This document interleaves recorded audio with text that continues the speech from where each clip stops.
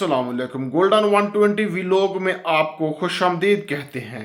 Saudi Arabia में कारोबार यानी इन्वेस्टमेंट का तरीकाकार बड़ी तेज़ी के साथ तब्दील हो रहा है। गैर मुल्कियों के लिए जो सऊदी अरब में इन्वेस्टमेंट लाना चाहते हैं और इस निज़ाम के तब्दील होते ही कुछ बातें तो वाज़े कर दी गई हैं कि गैर मुल्कियों का वो स्टेटस नहीं रहेगा जो इससे पहले सऊदी अरब में था, यानी हमेशा किसी कफील या कंपनी के मातहत होना। अगर आप इन्वेस्टमेंट लाते हैं तो आप बिल्कुल आज़ादाना रहेंगे। सऊदी अरब ने हैरान कुन तौर पर अपने इन सेक्टर्स के अंदर भी इन्वेस्टमेंट खोल दी है गैर मुल्कियों के लिए, जो इससे पहले बिल्कुल नहीं थी, मुकम्मल बंदिश थी। अब इस इन्वेस्टमेंट के बाद एक तो यहाँ पे सेटल होने का मौका मिलेगा गैर मुल्कियों को, और दूसरा इस स्टेटस के साथ सेटल होने का मौका मिलेगा जो बड़ा एक आज़ाद हैसियत रखता होगा, जिसमें किसी की गुलामी यानी मातिहत नहीं। किसी से मुराद है कि कोई कंपनी या सऊदी कफील जो आपको ज़रा ज़रा सी बात पे तंग करते थे, टोकते थे, छोटी छोटी चीज़ों को बड़ा इशू बना देते थे, लेकिन उसका दायरा कार वक्ती तौर पे होगा बड़े इन्वेस्टर्स के लिए जो बड़े बिजनेसमैन हैं। लेकिन उनके साथ जो इसमें एक उम्मीद नजर आई कि छोटे इन्वेस्टर भी आ सकेंगे जिनके छोटे छोटे कारोबार हैं। तो उसी में भी अभी इस नए ऐलान के अंदर कुछ खुशखबरियां आई हैं, जिसमें सबसे पहले आपको बता दें कि सऊदी अरब ने तकरीबन हर तरह की प्रॉपर्टी में गैर मुल्की को इजाज़त दे दी है। आप कहीं भी प्रॉपर्टी खरीद सकते हैं। पहले मक्का और मदीना में नहीं थी, मक्का मदीना में भी जारी की जा चुकी हैं, आप खरीद सकते हैं इजाज़त। और रेड सी की वो प्रोजेक्ट जो हॉट टॉपिक थे, ये हॉट प्रोजेक्ट से सऊदी अरब के, इसमें भी गैर मुल्कियों को प्रॉपर्टी खरीदने की इजाज़त मिल चुकी है।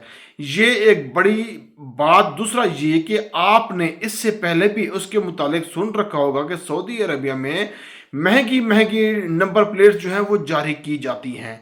उन नंबर प्लेट्स को पहले सिर्फ सऊदी शहरियों के लिए रखा जाता था, वही उनको ले सकते थे। उसके अलावा गैर मुल्की या कोई और बिल्कुल नहीं खरीद सकता था। तो अब गैर मुल्की को भी इसमें मुकम्मल तौर पर शामिल कर दिया गया है। ये आज़ादी है, वो कोई भी अपनी बोली लगा के वो नंबर प्लेट्स ले सकते हैं, ख़रीद सकते हैं। ज़्यादातर इस बोली का पैसा जो है वो उन लोगों के लिए, उन लोगों के पास जाता है जो फाउंडेशन का काम करते हैं, यानी फाउंडेशन होती है। तो ये एक तरह की गैर मुल्की को इसमें भी इजाज़त मिली है। इसके बाद जो तीसरी बड़ी चीज़ है ना छोटे तबके के लिए भी, वो है कि सऊदी स्टॉक एक्सचेंज में इन्वेस्टमेंट करना, ट्रेडिंग करना, इस पे अब उन्होंने गैर मुल्की शहरियों को भी इजाज़त दे दी है। आप सऊदी स्टॉक एक्सचेंज में भी काम कर सकते हैं, यहाँ से भी आप भरपूर फ़ायदा उठा सकते हैं। अब ये जो है इसमें छोटे सरमाए के ऊपर, छोटे लेवल के ऊपर भी लोग काम कर सकेंगे। इनिशियली तो ये काम सारे के सारे किए गए हैं बड़े इन्वेस्टर्स को खींचने के लिए, उनको लाने के लिए। मैं समझता हूँ कि जब छोटे इन्वेस्टर को इजाज़त दे दी गई है तो इसका मतलब है कि हर कोई इसमें काम कर सकता है सऊदी अरब में इन्वेस्टमेंट और पैसा लाने के लिए। लेकिन आगे चल के ज़ाहिरी बात है कि वो सिर्फ बड़े इन्वेस्टर को ही टारगेट नहीं करेंगे, छोटी इन्वेस्टर्स को भी टारगेट करेंगे। और उसके ऊपर फिर सऊदी अरबिया एक मखसूस इन्वेस्टमेंट के ऊपर यूएई, तुर्की और यूरोप के दीगर मुल्कों की तरह एक ऐसा स्टेटस देगा, एक ऐसा मियार देगा गैर मुल्कियों को, जो गैर मुल्की शायद कई सालों से चाहते हैं।